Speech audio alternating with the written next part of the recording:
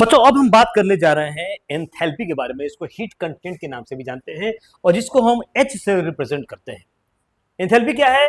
किसी सिस्टम के साथ जो टोटल एनर्जी एसोसिएट होती है, जिसमें उसकी इंटरनल एनर्जी भी आती है और वो एनर्जी भी आती है जिसमें प्रेशर वॉल्यूम इन्वॉल्व, मतलब पीवी के चलते जो एनर्जी आ रही है वो भी उसमें इन्वॉल्व होती है। कहने का मतलब हुआ, जैसे मान लो कि तुम अगर पढ़ाई कर रहे हो अपने कॉन्फिडेंस C1 से, मान लो C1 तुम्हारा कॉन्फिडेंस है, this is your internal energy, और कोई चैलेंज कर देता है आके कि तुम कुछ नहीं करोगे, फालतू टाइम वेस्ट कर रहे हो, उस समय एक और एनर्जी आएगी तुम्हारे पास कि तुमने चैलेंज कौन किया, that is called C2। C2 क्यों आया?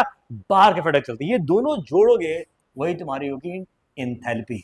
C1 तुम्हारा अपना इंटरनल एनर्जी और C2 क्यों आया? बाहर के चलते जो कॉन्फिडेंस आ रहा है। बोला ठीक है, इसको मैं दिखाऊंगा करके। वैसे ही बच्चों आप ये सोचो कि अब एक सिलेंडर में ये गैस है, इसकी इंटरनल एनर्जी अपनी E है। सोचो कि अगर एक्सटर्नल प्रेशर लग रहा है और ये भी उतना ही प्रेशर लगा रहा है, क्यों? ये अपोज कर रहा है, उसको दिखा रहा है देख मेरी भी औकात है, और गैस का वॉल्यूम भी जो है ना वही उसकी औकात को बता रहा है। तो इंटरनल एनर्जी E और पीवी भी, ऑल्सो प्रेशर इनटू वॉल्यूम, ये भी एनर्जी ही है। तो E प्लस पीवी जो हुआ यही क्या हो गया? एंथैल्पी। क्या हो गया? एंथैल्पी। ठीक, अब इंपॉर्टेंट पॉइंट देखें हम। देख रहे हो ना, ये पीवी क्यों आ रहा है? ये प्रेशर, यहाँ प्रेशर बच्चों पी है, ये प्रेशर क्या है? पी। तो पी प्रेशर लग रहा है, ये क्या लग रहा है? पी प्रेशर लग रहा है यहाँ पे, ठीक है। ये पी प्रेशर लग रहा है, पी इंटू वी। तो पीवी क्यों आया? एक्सटर्नल फैक्टर के चलते आ रहा है, ठीक है। ई प्लस पीवी एंथैल्पी हो गया। अब देखो पॉइंट्स कौन कौन से होंगे। एग्जैक्ट वैल्यू, अब देखो इसका एग्जैक्ट वैल्यू पता नहीं है तो इसका भी पता नहीं होगा। तो एंथैल्पी का एग्जैक्ट वैल्यू पता नहीं है, the exact value of enthalpy is not known, but one thing is certain, that is a definite quantity at the given moment. ठीक। दूसरा है एक्सटेंसिव प्रॉपर्टी, है बात सही है। जब ये एक्सटेंसिव है ये भी तो एक्सटेंसिव होगा, सही है सर। एंथैल्पी क्या है? स्टेट फंक्शन है, बिल्कुल सही। अब यहीं से देख सकते हो, ये state function, state function, state function भी क्या हो जाएगा? स्टेट फंक्शन हो जाएगा। पाथ से कोई मतलब नहीं है। साइकिल प्रोसेस में डेल्टा एच क्या हो जाएगा? 0 हो जाएगा। क्यों? इनिशियल और फाइनल दोनों पॉइंट सेम हो गया, तो जो इनिशियल है वही फाइनल पॉइंट भी है, डेल्टा एच क्या हो जाएगा? 0 हो जाएगा। अब आते समझते हैं कंसेप्ट। एच क्या आ जाएगा? E plus PV. Initial H1 बराबर E1 plus P1 V1, H2 बराबर E2 प्लस P2 V2। अब आ जाओ H2 माइनस H1, ये क्या आ जाएगा? Delta E, delta H। E2 minus C1 delta E, P2 V2 minus P1 V1। अगर pressure constant लें हम, P1 बराबर P2 बराबर P, देन डेल्टा एच क्या हो जाएगा? Delta E plus P V2 minus P1। Delta H बराबर delta E plus P delta V। अगर डेल्टा V 0 हो जाए तो डेल्टा एच डेल्टा E के बराबर हो जाएगा। अब यहाँ पर ट्विस्ट आती है कहानी में। कैसे? अब हम केमिकल सिस्टम के बारे में बात करते हैं। पीवी इक्वल टू क्या होता है? एनआरटी। अगर वॉल्यूम में चेंज होगा तो मोल में भी चेंज होगा। पी डेल्टा वी क्या हो जाएगा? डेल्टा एनआरटी हो जाएगा। वी में चेंज, वाट लो वी में चेंज तो मोल में भी चेंज। अब आते हैं बच्चों दो तरह का एनर्जी के बारे में। एक आता है क्यूवी, जिसको डेल्टा ई कहते हैं, enthalpy of reaction at a constant volume. कोई अगर वेसल का वॉल्यूम कांस्टेंट रह रहा है तो उसमें जो हम बात कर रहे हैं, ठीक है, एनर्जी के बारे में, that is called Q V, delta E के बारे में क्या बोलेंगे? Enthalpy of reaction at constant volume या heat of reaction at constant volume. और एक बात करते हैं क्यूपी, प्रेशर कांस्टेंट। जहां पे प्रेशर कांस्टेंट हो गया, enthalpy of reaction at constant pressure और heat of reaction at constant pressure. तो दो तरह की बात हुई। यहां देखिए, डेल्टा बराबर delta E plus delta NRT, इसी को कहते हैं क्यूपी, इसको कहते हैं क्यूवी प्लस डेल्टा एनआरटी। कहां यूज होगा? जब केमिकल रिएक्शन इन्वॉल्व होगा, मतलब केमिकल सिस्टम की हम बात करेंगे, केमिकल रिएक्शन के बारे में हम बात करेंगे। ये हो जाएगा heat of reaction at constant pressure, ये हो जाएगा heat of reaction at constant volume. Delta n का मतलब हुआ वही डेल्टा एन है जो हम लोग केमिकल इक्विलिब्रियम में पढ़ रहे थे, वही डेल्टा एन है। देखते हैं डेल्टा एन के बारे में। देखिए, ए मोले का रिएक्ट किया, बी मोल बी, सब गैसियस फेज में। डेल्टा एन बराबर सी प्लस डी माइनस ए प्लस बी, ये डेल्टा एन है। ये क्या है? डेल्टा एन है, ठीक है। Total moles of gaseous product minus total moles of gaseous reactants. बच्चों ध्यान से समझना है इसको। चलिए, बॉम्ब कैलोरीमीटर, ये बच्चों एक रिजिड, इसका वॉल्यूम रिजिड रहता है, और इसमें जब हम हीट के बारे में बात करते हैं तो चूंकि वॉल्यूम कांस्टेंट है तो क्यू भी निकल जाता है, मतलब ही कोई भी रिएक्शन हो रहा है, ठीक है, वो हीट हो सकता है पॉजिटिव नेगेटिव कुछ भी हो। अच्छा सॉरी, एक ही और बता दूं कि जो कंबसन रिएक्शन होता है, चलिए हम कंबसन रिएक्शन कराते हैं, तो combustion reaction is always exothermic.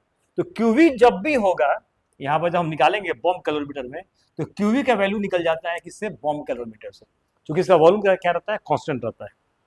और अगर इसके अंदर हम कंबसन करा रहे हैं तो क्यूवी का जो वैल्यू होगा क्या होगा, नेगेटिव आ जाएगा, क्योंकि combustion is always exothermic reaction होता है।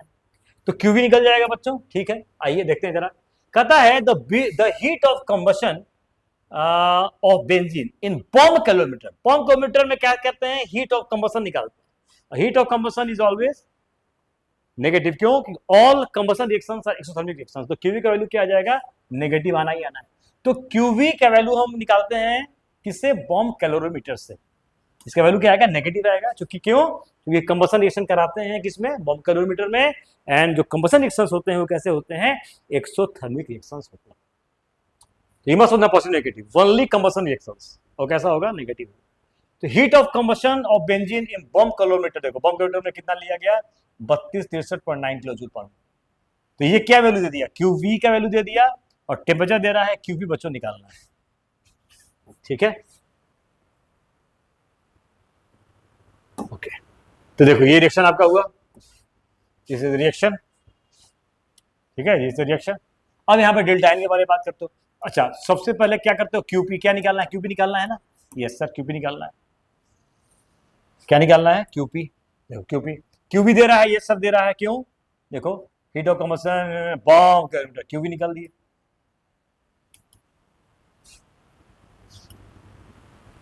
क्यूबी कितना बच्चों दे रहा है, अच्छा कंबशन है, ठीक है, कंबशन 3263 किलो जूल पर मोल, हमेशा नेगेटिव होना चाहिए, हीट ऑफ कंबशन इसे ना माइनस होगा, क्या होगा, माइनस, ठीक है। हीट ऑफ कंबशन और benzene is bomb calorie is इतना, तो माइनस 3263 हो जाएगा बच्चों, ठीक है। कंबशन दे दिया, क्यूबी इज टू माइनस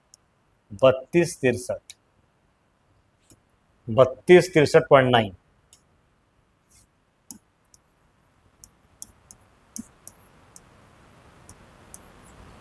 ठीक है, ओके।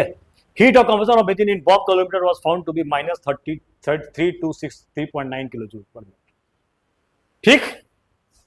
अब क्यूपी निकालना है तुमको, क्यूपी दे दिया, क्यूपी दे दिया, डेल्टा एन निकाल दो, डेल्टा एन क्या हो जाएगा, तो 6 माइनस 15 15/2, डेल्टा एन का मतलब गैस से मतलब है, यहाँ गैस और यहाँ भी गैस, ये हो जाएगा 6 दूनी 12, तो ये हो जाएगा -3/2, हो गया।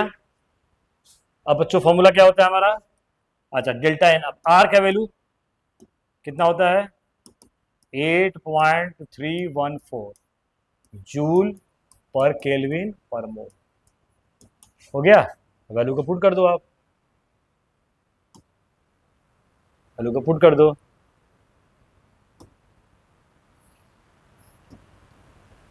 फॉर्मूला मेरा क्या है, यह तुम्हारा क्यूपी बराबर है क्यूवी प्लस है क्या, डेल्टा एन आर टी। अब यहां वैल्यू पुट करिए,